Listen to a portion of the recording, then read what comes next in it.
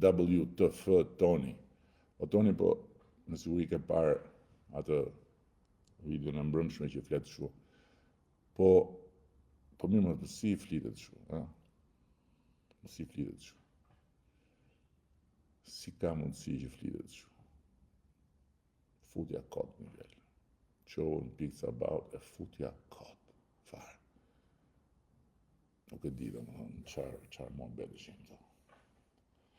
Po në Karavasta keni plan për të vendorë se është degraduar çdo gjë, rrugë të lagjeve e lënë në mëshirë. Tani, këto fjalët degraduar çdo gjë shkonin dikur. Sot nuk shkojnë më, unë dje isha në Divjak me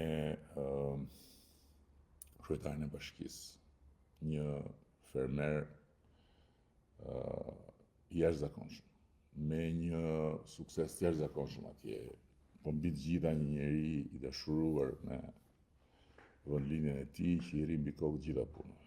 Dhe kemi vajtur dje në një rrugë që po bëjnë në një fshat, Remas quhet, që lidh Remasin me një fshat tjetër. Dhe e di çfarë tha kryetari i bashkisë?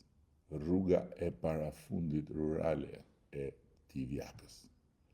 E di çdo me thënë rruga e parafundit rurale, do me thënë që të gjitha rrugët e fshatrave janë tani më të lidhura. Janë të lidhura me standardet e një rrugë fshati. Se dëgjoj shumë këtu që thonë, fshati, lën fshati, jo mor jo, se s'është kështu fare. Natyrisht që ka plot akoma për të bërë, se nuk mbarojnë të tëra, është si puna e ujit. Uj, s'ka uj, si s'ka uj, ku s'ka uj. 4 zona urbane kishte Shqipëria që furnizoheshin me 24 orë kur ne morëm detyrën. 4.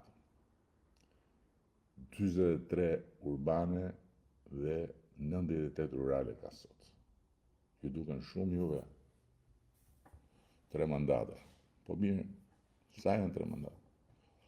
12 vjetë. Po pse s'u bën në 120 vjetë atëherë? Ishin bërë në 120 vjetë. Pse nuk u bën? Ku ishin? Dhe 11 kantiere janë sot që flasim në punë për ujin e pishëm,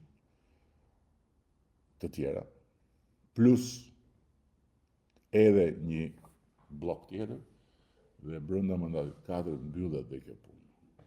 Mbyllet një punë që nuk u hap kjo më të mbyllej për 100 e ca vite, se dhe në kohë të komunizmit nuk kishte ujë 24 orë, përveç se në disa pikat caktuara, që t'jemi të qartë në bashkë. Në Vlorë, kam thënë dhe herë tjetër, në Skel, në mes Vlorës, kur shkoja dhe gjyshja për pushime, nuk kishte ujë 24 orë. Dhe ujin e pishëm në drek, shkoni me mbushnin të Çezma përbashkët e lagjes. Kuptove. Po patjetër që për Karavastan kemi projekt, e kemi projekt të jashtëzakonshëm. Së bashku me Josifin atje, edhe së bashku me ekipin atje.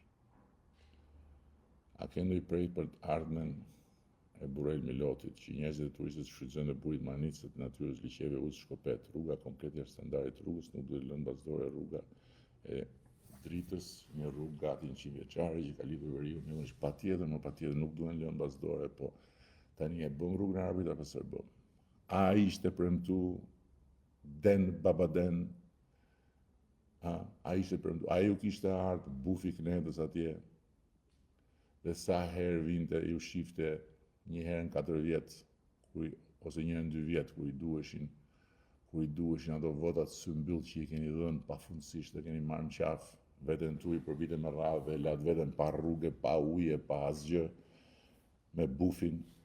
A ju thoshte të bëj rrugën e Arabit? E kush e bëri rrugën e Arabit?